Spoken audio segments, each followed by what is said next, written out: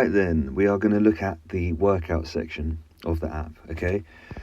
So, for example, this time we're going to just look at a marathon trainer, all right? So don't worry about the exercises, I'm just going to take you through it as if you're training for a marathon. So at the very top, you've got a drop down. Sometimes you won't have a drop down. The point of this drop down allows you to look at a different section of a program or a different program completely. Most people won't have a drop down, they'll just have their one workout to work off. But if you wanted something like some CrossFit style workouts or some really, really good engine stuff for your cardiovascular, they'll drop down here, okay? On the right, you've got your calendar. Just keep a log of your training sessions and for me to see as well. And then moving down, your overview of the program. Very, very simple, but it's different for a lot of people. And if there's any specifics in there, we'll see it, all right? So make sure you read that. And then, simply enough, you've got your workouts, okay? So all of the different workouts will come along like this. They won't always be Tuesday, Wednesday. This is just an example, right? So it might be that you don't have a specific training day. So you'll train whenever you get the time to, which means that it will just be a bodybuilding phase, for example, will just be chest day, back, legs, arms. See what I mean? So it will come up like that. So if we look at Tuesday, this is Tuesday's workout. If I wanted to log Tuesday's workout, big yellow button at the bottom, log the workout, start new for now. And then you've got here, the timer starts at the top, okay? You've got a stopwatch there as well if you ever need it. But these are the exercises for today's session. So, as I said, this person is running a marathon. So, if you look at the letter A on the first exercise, coming down, there's a little arrow. This is explaining the miles and the dates that it's going to be run on a Tuesday. So, that's very specific, okay? But it will sometimes have information underneath an exercise here, just explaining the movement potentially and helping out with some tips. If you go to the A and then left, there's a couple of dots. This can be where you can add your notes if you wanted to. You can remove that, and then there's a ton of different things there you can do as well. Swap exercises, choose exercises, add exercises, and reorder them. Okay, so really handy little bit to have some notes on there sometimes as well. So moving down, actual gym exercise, for example, dumbbell bent over row. Now, to find out what that movement is, click on the picture and it'll come up with a video.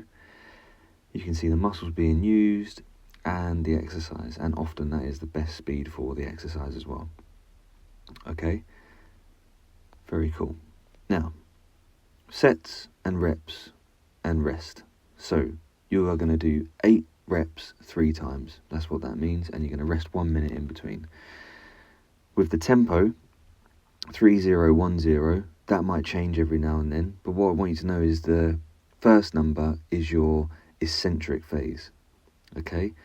For example, eccentric means in a dumbbell curl, when you lower that dumbbell, I want you to lower that dumbbell for 3 seconds. So in this case, for the dumbbell bent over row, if I click on the video and I'll time it, okay? So she's coming up 1 second, she's waiting 0 seconds. It's 1, 2, 3. 1, up, 0, 1, 2, 3. 0, 1, 0, 1, 2, 3. All right, so it's always the lowering is the eccentric phase, and that's 3 seconds for this tempo. Okay, any questions on that, please let me know. BW means body weight, so if you're doing that with body weight, which you won't be for this one, you can click that and it won't worry about the weights. So let's just say I've done here, last week I did 50 kg, okay, for 8 reps. This week, I want to try and do progressive overload, which means adding some weight. Now, that doesn't mean I go and put 60 in or try 60, okay? It means I'm going to go up in weight, which means 51, and I get 8 reps, yeah? Click, that logs that weight. You can adjust all of these after you've logged it as well, don't worry. So I can't get 51, but I can get 50, 8, and 58, right?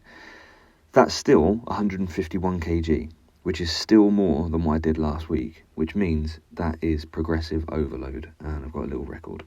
All right? So, that is logging your exercises. Make sure you do that. You can add an exercise as well if you're feeling it. Often I do say to some people, just add your warm-up on there as well, so I can see how you're warming up. But you don't need to for most of the exercises, okay? That's that. Very, very simple, and it follows suit for all the exercises. There's nothing crazy. They shouldn't have anything else that I wouldn't have explained to you personally anyway. You can add a whole exercise down the bottom. You've got your date and time, and then if you've done all of your exercises, you're there. I would say as well that I've just noticed when you do click the tick, your rest comes up at the top, and it's really important that you rest for that amount of time. Quite often people go into the exercise too soon or leave it for ages on their phone, so this is a really good indicator of how long you need to rest in between your sets. And then complete workout, bang. It's got the workout time it took. You can adjust that if you forget, like sometimes I do, and I have to take it back from 12 hours to 1 hour roughly of whatever it took. You can adjust it, okay? Here you've got your how hard was the workout. Now, I don't ever want to see it in very easy, and I don't ever want to see it in very hard.